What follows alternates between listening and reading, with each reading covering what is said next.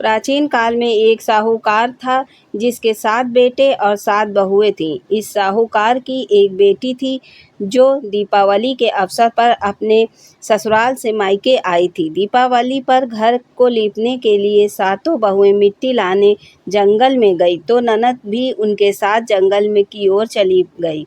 साहू की बेटी जहाँ से मिट्टी ले रही थी उसी स्थान पर स्याहू अपने 7 बेटों के साथ रहती थी। खोदते हुए गलती से साहूकार की बेटी से खुरपी से स्याहू का एक बच्चा मर गया। स्याहू इस पर क्रोधित होकर बोली, मैं तुम्हारी कोख बांध दूंगी। स्याहू की यह बात सुनकर साहूकार की बेटी अपनी 7 भाभियों से एक एक करके विनती करती है कि वह उसके बदले अपनी कोख बंधवा ले।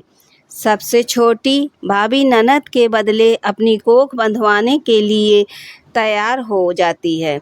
इसके बाद छोटी भाभी के जो भी बच्चे थे वह सभी 7 दिन बाद मर जाते थे।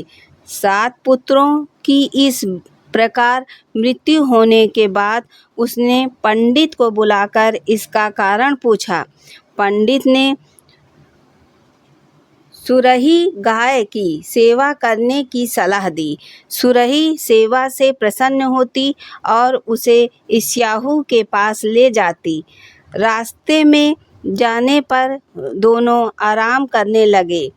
अचानक साहूकार की छोटी बहू वहाँ एक ओर जाती है।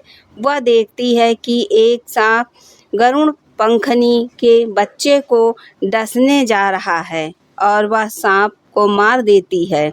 इतने में गरुड़ पंखनी वहाँ से चली जाती है और खून बिखरा हुआ देखकर उसे लगता है कि छोटी बहू ने उसे मार डाला है। इस पर वह छोटी बहू को चोंच मारना शुरू कर देती है। छोटी बहू इस पर कहती है कि उसने तो उसके बच्चे की जान बचाई है।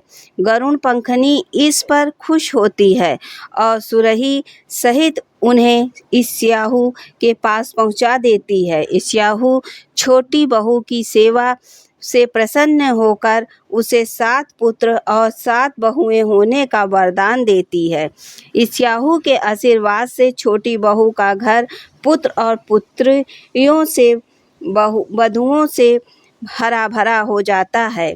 अहोई अष्टमी का अर्थ एक प्रकार से यह भी होता है अनहोनी को होनी बनाना, जैसे साहूकार की छोटी बहू ने कर दिखाया था।